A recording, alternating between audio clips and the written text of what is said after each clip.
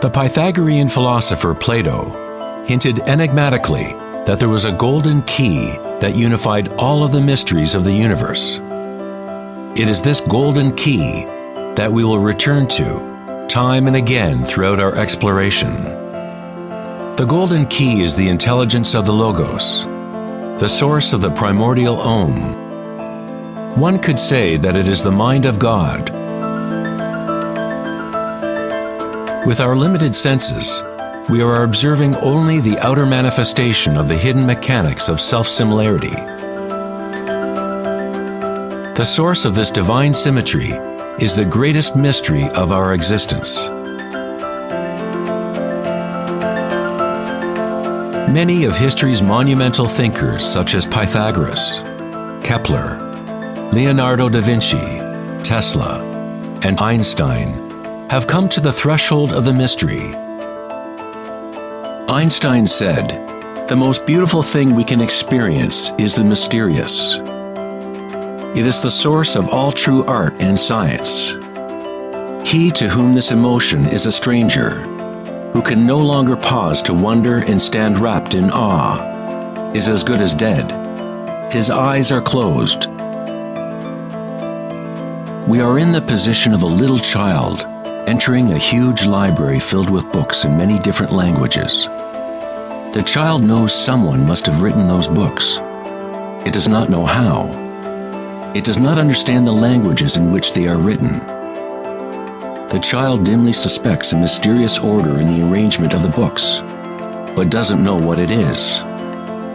That, it seems to me, is the attitude of even the most intelligent human being toward God. We see a universe marvelously arranged and obeying certain laws. Our limited minds cannot grasp the mysterious force that moves the constellations. Every scientist who looks deeply into the universe, and every mystic who looks deeply within the self, eventually comes face to face with the same thing: the primordial spiral.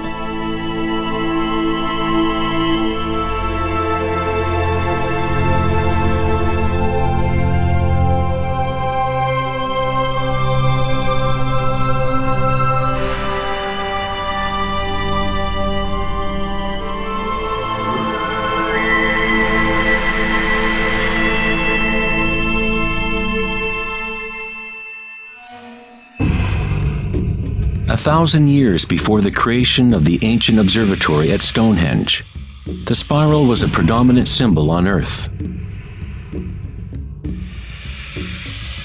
Ancient spirals can be found in all parts of the globe. Thousands of ancient spirals such as these can be found all over Europe, North America and New Mexico, Utah, Australia, China, Russia, virtually every indigenous culture on Earth. The ancient spirals symbolize growth, expansion, and cosmic energy, embodied within the sun and the heavens. The spiral form is mirroring the macrocosm of the unfolding universe itself. In native traditions, the spiral was the energetic source, the primordial mother. The Neolithic spirals at Newgrange, Ireland date back 5,000 years.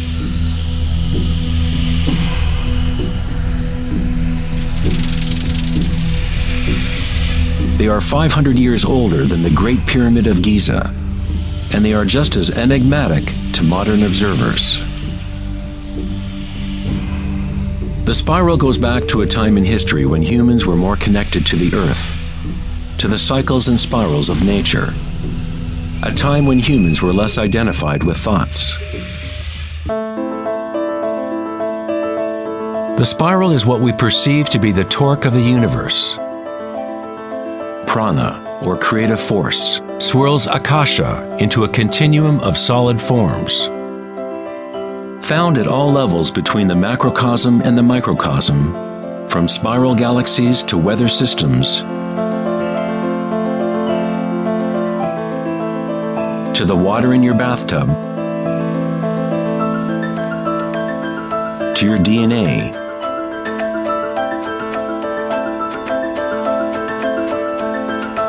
to the direct experience of your own energy. The primordial spiral is not an idea, but rather that which makes all conditions and ideas possible. Various types of spirals and helices are found throughout the natural world.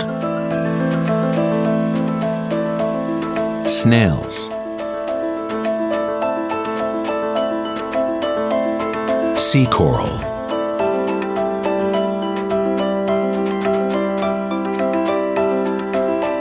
spider webs,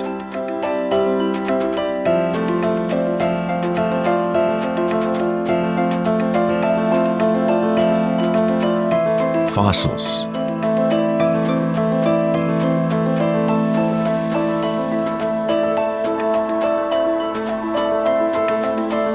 seahorses' tails,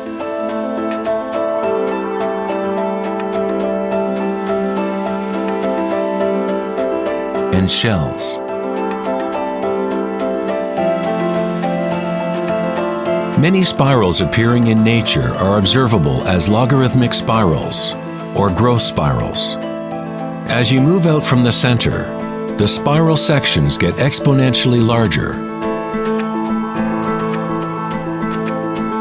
Like Indra's net of jewels, logarithmic spirals are self-similar, or holographic, such that the characteristics of every part are reflected in the whole. 2,400 years ago in ancient Greece, Plato considered continuous geometric proportion to be the most profound cosmic bond. The golden ratio, or divine proportion, was nature's greatest secret. The golden ratio can be expressed as the ratio of A plus B to A is the same as the ratio of A to B. To Plato, the world's soul binds together into one harmonic resonance. The same pentagonal pattern that exists in a starfish or in a slice of okra can be seen in the path of the planet Venus, traced in the night sky over an 8-year period.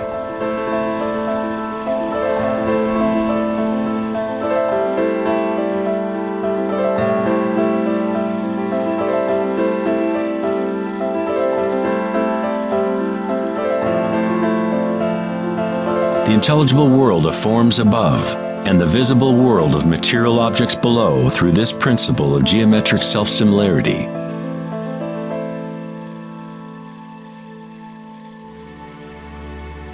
From the self-similar spiral patterns of the Romanesco broccoli to the arms of galaxies, logarithmic spirals are a ubiquitous and archetypal pattern. Our own Milky Way galaxy has several spiral arms which are logarithmic spirals with a pitch of about 12 degrees. The greater the pitch of the spiral, the tighter the turns. When you observe a plant growing in time-lapse video, you witness it dancing with the spiral of life.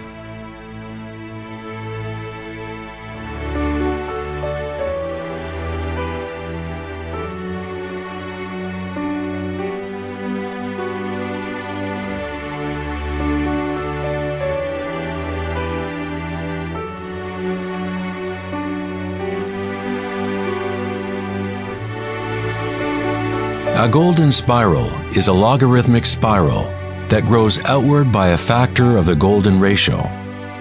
The golden ratio is a special mathematical relationship that pops up over and over in nature. The pattern that is observable follows what is called the Fibonacci series, or Fibonacci sequence. The Fibonacci series unfolds such that each number is the sum of the previous two numbers.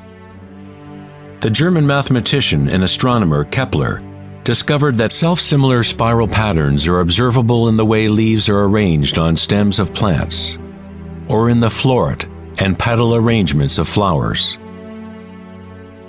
Leonardo da Vinci observed that the spacing of leaves was often in spiral patterns. These patterns are called phyllotaxis patterns, or leaf arrangement patterns.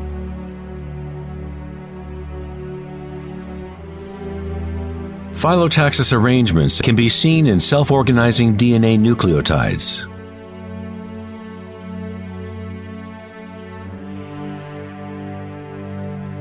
And in everything from the family trees of reproducing rabbits to pine cones, cacti, to snowflakes, and in simple organisms such as diatoms. Diatoms are one of the most common types of phytoplankton, single-celled organisms that provide food for countless species throughout the food chain.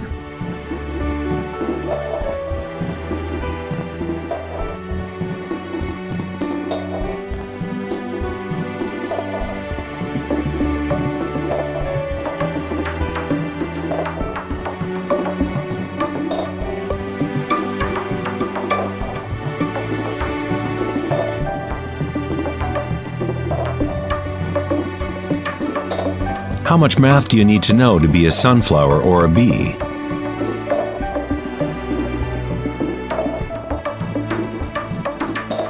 Nature doesn't consult the physics department to grow broccoli. The structuring in nature happens automatically. Scientists in the field of nanotechnology use the term self-assembly to describe the way complexes are formed, such as in the initial hexagonal phase of DNA formation.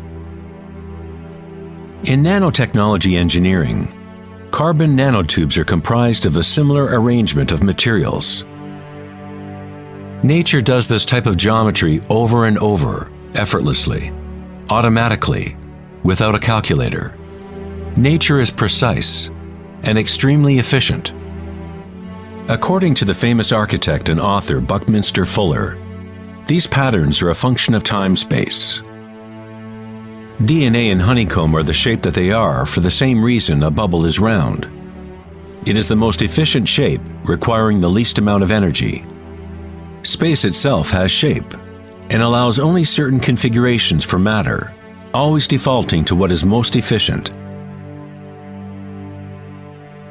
These patterns are the strongest and most efficient way to build architectural structures, such as geodesic domes.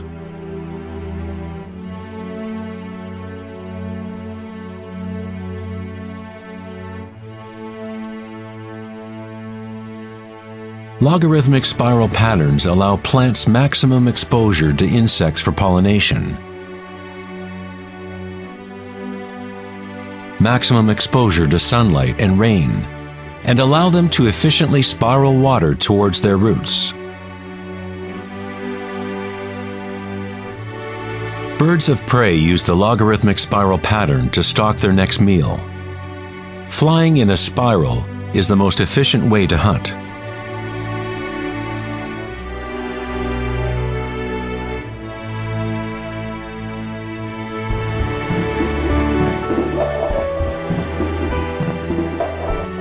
One's ability to see the spiral of life dancing akasha into material form is related to one's ability to see beauty and symmetry in nature. Poet William Blake said, "The vegetative universe opens like a flower from the earth's center, in which is eternity. It expands from stars to the mundane shell, and there it meets eternity again, both within and without."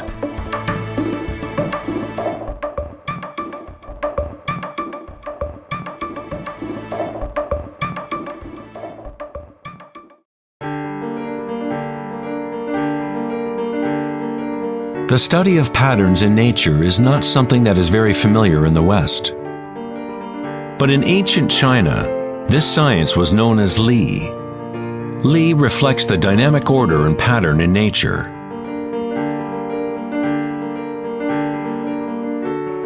But it is not pattern thought of as something static, frozen, or unchanging, like a mosaic. It is dynamic pattern as embodied in all living things.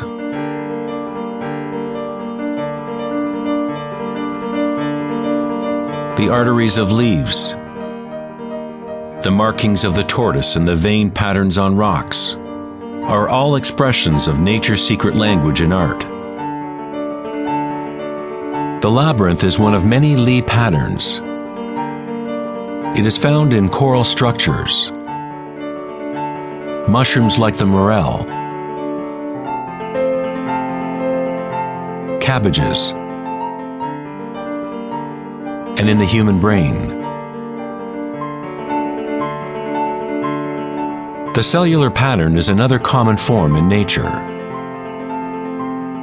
There are a myriad of different cellular structures, but all have a similar orderliness defined by their purpose and function.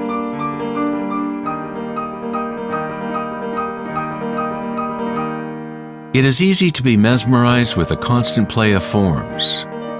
But what is most interesting is that certain archetypal forms seem to be woven into the fabric of nature at all. The branching pattern is another Lee pattern, or archetypal pattern, that is observable at all levels and all fractal scales.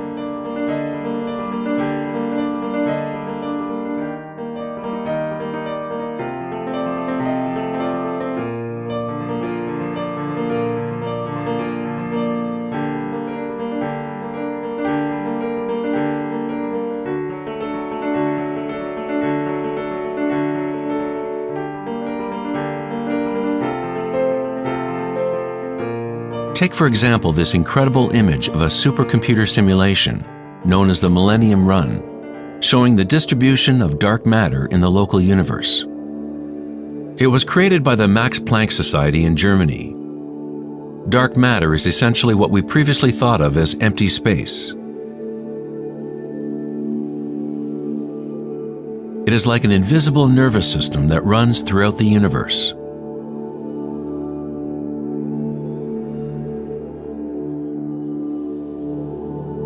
The universe is literally like a giant brain. It is constantly thinking, using a type of dark or hidden energy that science is only starting to understand.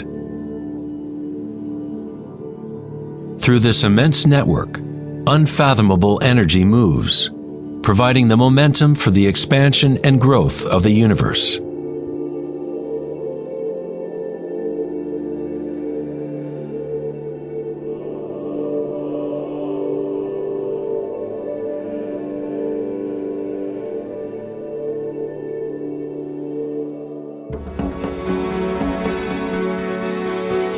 Nature creates branching patterns automatically when we set up the right conditions. Nature is an art-generating machine or a beauty-creating engine. Here, electricity is being used to grow silver crystal branches. The footage is time-lapsed as they grow over several hours. The crystals form on the aluminum cathode as ions are electrodeposited from a silver nitrate solution. The formation is self-organizing. You are seeing artwork generated by nature itself. Johann Wolfgang von Goethe said, "Beauty is a manifestation of secret natural laws, which otherwise would have been hidden from us forever." In this sense, everything in nature is alive, self-organizing. When higher voltage is used, the fractal branching becomes even more obvious. This is happening in real time.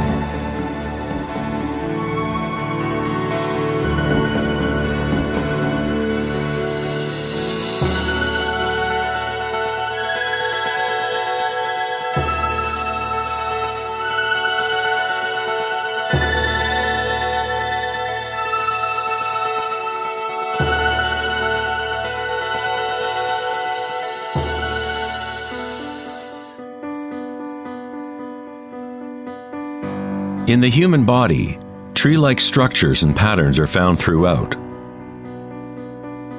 There are, of course, the nervous systems that Western medicine knows about. But in Chinese, Ayurvedic, and Tibetan medicine, the energy meridians are a central component to understanding how the body functions. The nadis, or energy meridians, form tree-like structures. A post-mortem examination will not reveal the chakras or the nadis. But that does not mean they do not exist. You need to refine your tool that you use to look. You must first learn to quiet your own mind. Only then you will observe these things first within yourself. In electrical theory, the less resistance in a wire, the more easily it can carry energy. When you cultivate equanimity through meditation, it creates a state of non-resistance in your body. Prana, or chi, or inner energy, is simply your inner aliveness. What you feel when you bring your consciousness within the body. The subtle wires within your body that carry prana, the nadis, become able to move more and more pranic energy through the chakras. Your wiring becomes stronger as you use it, as you allow energy to flow. Wherever consciousness is placed, chi or energy will begin to flow and physical connections blossom. Within the brain and nervous system, physical wiring patterns become established by repetition. By continually placing your attention within and lowering resistance to the sensations you are experiencing, you increase your energetic capacity.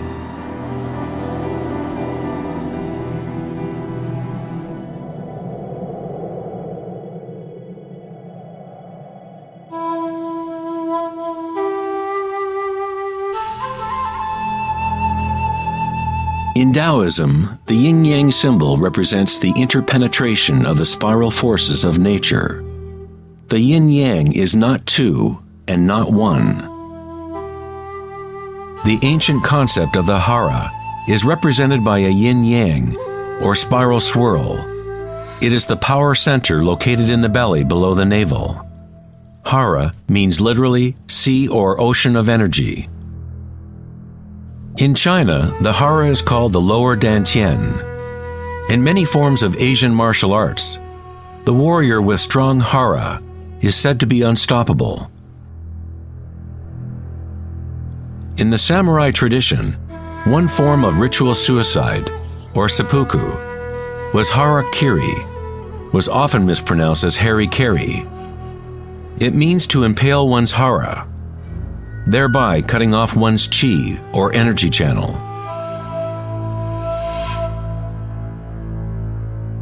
Moving from this center creates the grounded, graceful movement that you see not only in martial arts,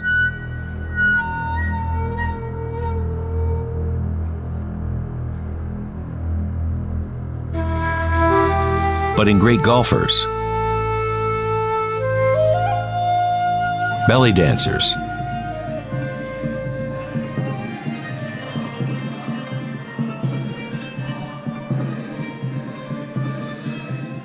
and Sufi whirling dervishes.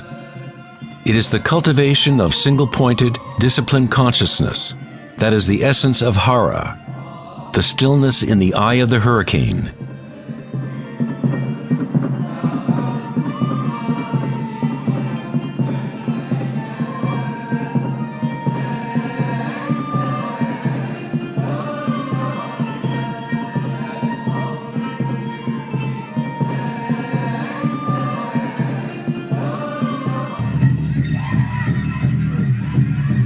It is the gut instinct in connection to one's energy source.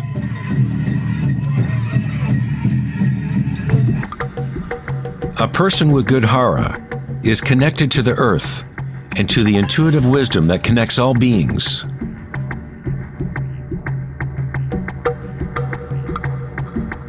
To think with your belly, hara dekanganase, is to tap into your inner wisdom.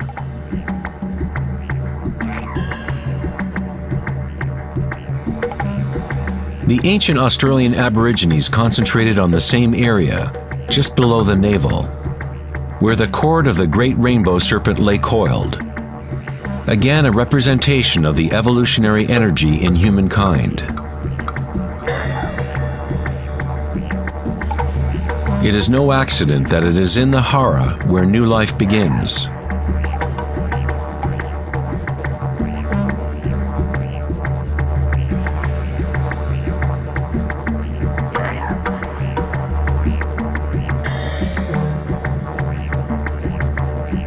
The enteric nervous system, sometimes referred to as the gut brain, is capable of maintaining a complex matrix of connections similar to the brain in the head, with its own neurons and neurotransmitters. It can act autonomously, that is, with its own intelligence. You could say that the gut brain is a fractal version of the head brain, or perhaps the head brain is a fractal version of the gut brain. A healthy bear has strong hara. When a bear knows where to forage for herbs, it follows the movement of qi through its senses, centered in the hara or belly. This is the bear's connection to the dream lodge, the place in native traditions where all knowledge comes from, to the spiral of life.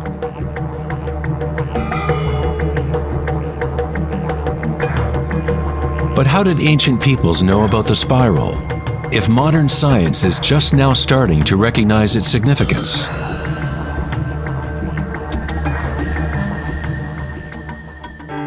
Ask the bees, for they have not forgotten how to love. Bees have a special connection to the source, as part of a symbiotic system, helping beauty and diversity to flourish. They are a bridge between the macrocosm and the microcosm.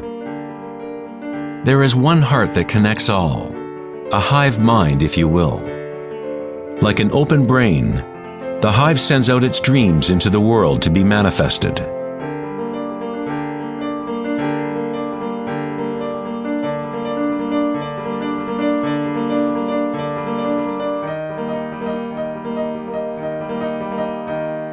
In nature, many creatures know how to act in unison, to move with one spirit, one direction.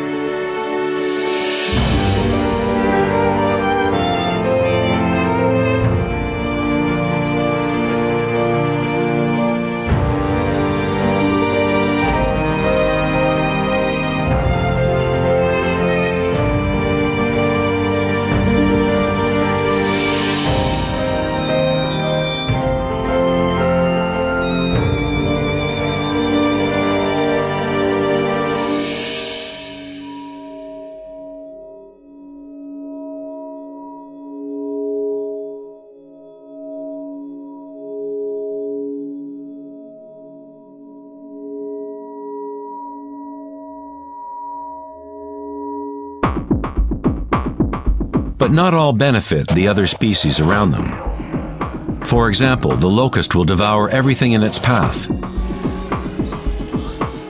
A locust has no choice but to act like a locust.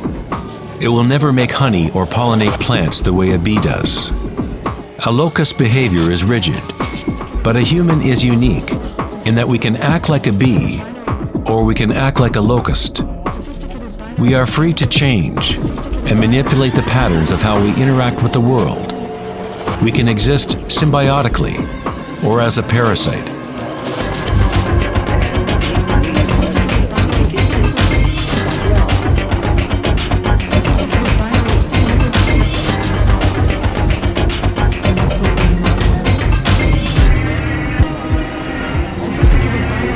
Today, humans try to understand the spiral with the rational mind. But it was never thinking that connected us to the spiral of life. What's in fear? We have always been connected.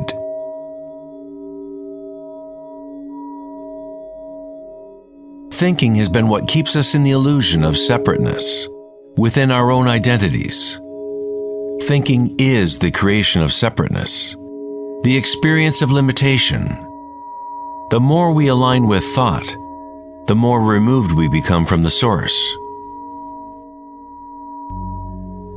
Ancient cultures that were less thought-oriented aligned themselves with the spiral in a more direct and personal way than we do today. In ancient India, Kundalini is a representation of one's inner energy, which moves in snake-like or helix-like pattern up the spine. In the ancient yogic traditions of India, the inner worlds of people at that time were comparable to those of Hara-centered cultures. To balance the power of the spiral with the stillness of your witnessing consciousness is to align with your full evolutionary potential. to blossom into the unique multifaceted being you were designed to be. Ida, the feminine or moon channel, is connected to the right brain, and Pingala, the masculine or sun channel, connected to the left brain. When these two channels are in balance, energy flows up a third channel, Sushumna, along the center of the spine, energizing the chakras and unlocking one's full evolutionary potential. The word chakra is an ancient Sanskrit word meaning energy wheel. Kundalini is nothing less than the primordial spiral that dances your human life into existence. It is a different order of energy than we normally understand, like a bridge from gross matter to the most subtle energies. You are that bridge. Kundalini is not energy that can be forced by will, effort, and friction. It is analogous to growing a flower. All we can do as good gardeners is prepare the soil in proper conditions and let nature take its course.